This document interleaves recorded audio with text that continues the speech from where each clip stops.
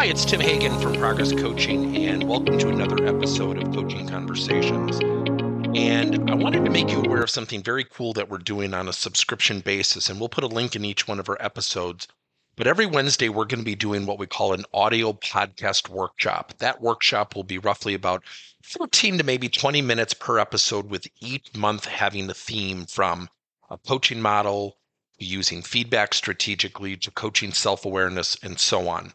So if you could, look in the body or in the content description of each episode, and you will see a link where you can join this subscription. These are literally 4 workshops every month, teaching specific strategies to address a particular area of workplace coaching, as it relates, again, to things like awareness, motivation, teamwork, and what have you. Here's the cool thing. It's only $10 per month, and each month you will get a handout that we will follow along with. So we also give you a tool for you to take notes as we go through each episode. We hope you'll check it out. The employee difference, the power of differentiation. Think about today how to differentiate yourself. The employee difference is a mindset shift. I think we spend so much money on leaders learning how to inspire and motivate employees. We forgot to tell employees, by the way, you're in charge of your own motivation. You're in charge of your own inspiration. Employees have to look in the mirror. They have to be in control of themselves. Now, look, I'm going to make some crass comments. The pandemic really revealed some things. It revealed the opportunity for coaching. There's no doubt the pandemic has been good for the field of coaching. Yet what it hasn't been good for is the fact of the matter is we've been overly concerned about people who are struggling, and mental health has never been mentioned more, or anxiety or stress. Now, I know those are real things, yet at the same time, we have to teach employees one fundamental concept. They are in charge of themselves. See, companies are responsible for training employees to do a job. They are not in charge of their careers. They can provide opportunities career-wise, but they are not in charge of someone's career.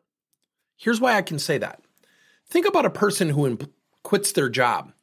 Can the employer really call them 2 years later and tell them what to do? Of course not. If they get laid off, is the company still in charge of that employee? Of course not. So the employee difference is really some fundamental parameters. Number one, it's a mindset. I think about the story of ducks versus eagles. I won't tell the full story now, but ducks flock together and they complain, better known as the water cooler. Eagles choose to soar above the rest. You know what's really funny? When we grow up, we have these career aspirations. We want to be the best. We want to progress. We have these goals, these aspirations. We get into the workplace, and 71% of people, according to the Gallup organization, are neutral or actively disengaged, better known as negative. Think about that. Less than 3 out of every 10 people on a team are positive. The opportunity to differentiate yourself has never been greater. Yet so often employees will do what? They'll get in groups and complain because they don't have the gumption, the stick-to-itiveness, the grit, the toughness to say to the other 4 people, you know what, this is negative crap. I'm walking away. I'm going to focus on me and what I can do. See, here's the funny thing about human beings. We are ultimately in charge of ourselves. Yet how often do we hear people complain about income or their lack of pay raise? Why would anybody in their right mind, and I know circumstances come up, I know situations come up, I know challenges come up, why would anybody say to themselves consciously, you know what, I really don't have a choice of my career, and I'm going to just kind of be at the mercy of what the company's willing to do for me?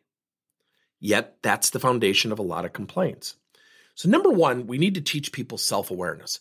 You are in your situation. If it's a predicament, you are in your predicament. You are in your career as a result of your choices and abilities. Let me give you another story and give you some traction with that concept. I was talking to someone at one of our client sites who got really angry, and she started to talk about how she was passed over for a job. And I let her go, and I said at the end, I said, so the person who got the job, were they the right choice? She said, well, that's not what I'm saying. I said, well, why no? I'm just wondering, was that person the right choice? Well, no, what I'm trying to tell you is I'm just so frustrated. See, people have to develop emotional intelligence. They have to look in the mirror and be really honest. 85% of people don't do it. I asked her a third time, the person who got the job, were they the right choice? She said, I don't know. I said, what if they were? What do you mean? I said, I know you didn't get the job, yet I haven't heard you say, this is really unfair. She wasn't qualified. And I'm not so sure by your own emotion right now, you'd be in an objective state to say that. So number one, self-awareness. Number two, understanding the concept of ducks versus eagles. I cannot tell you how often I go into company sites, financial services, manufacturing, and you hear people talk and complain. And I was at an organization about 30 to 45 days ago from this podcast, and I could hear employees discussing all the poor decisions management made. And I just smiled at them, and they stopped talking when I walked by. I go, that's okay, I can hear you. I said, by the way, can I ask you guys a question? And they begrudgingly said, what? And I said, have any of you ever been a leader? One person goes, well, no. I said, you know what?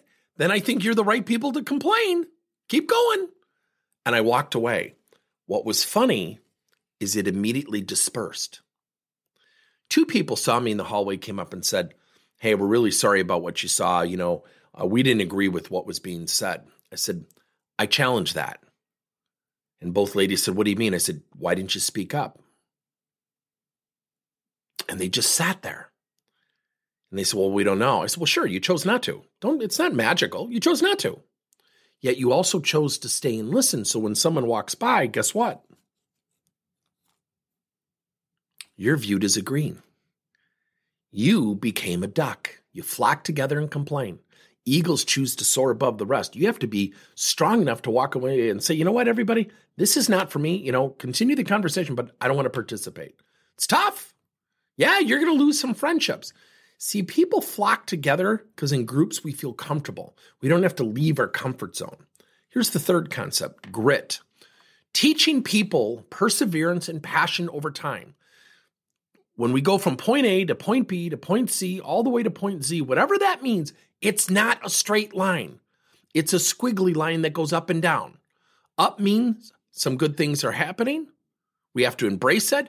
And when the line goes downward, we have a choice of overcoming or succumbing.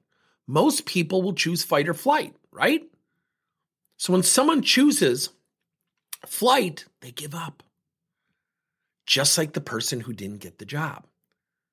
Why would I want to expose myself to that again? I said, then don't. But don't complain about the lack of opportunity. That isn't the company not giving you opportunity. You just made the choice to not go after those opportunities. See, here's the tough thing. We need to have these conversations with people so they can look in the mirror and quit changing their own narrative. See, what happens with employees is they go home. My boss was a jerk. My supervisor was just riding me all day.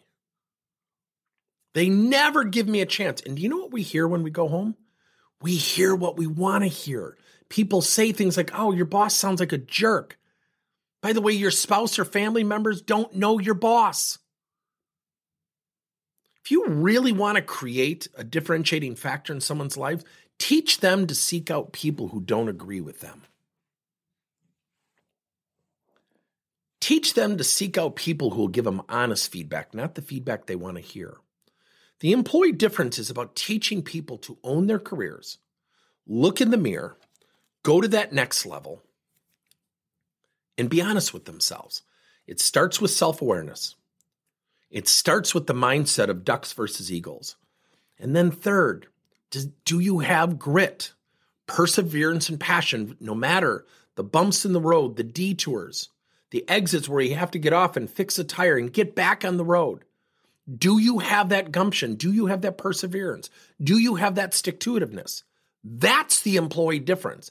And that's what employees need to have nurtured so they understand one fundamental thing. They are in control of themselves. Thank you for listening to another episode of Coaching Conversations by Tim Hagen and Progress Coaching. Now, our company is always coming out with new and innovative solutions to help leaders coach their employees. And recently, we just created a new service called Coach to You, where leaders can pick and choose topics and assign 7 to 21-day programs for employees to learn and, more importantly, apply actions and then reflect and share what they're going to do going forward as a result of the learning. It's called Coach to You. We're literally bringing coaching to your employees. If you're intrigued, we'll have a link in each one of our episodes where you can get more information. And again, thank you so much for listening to another episode.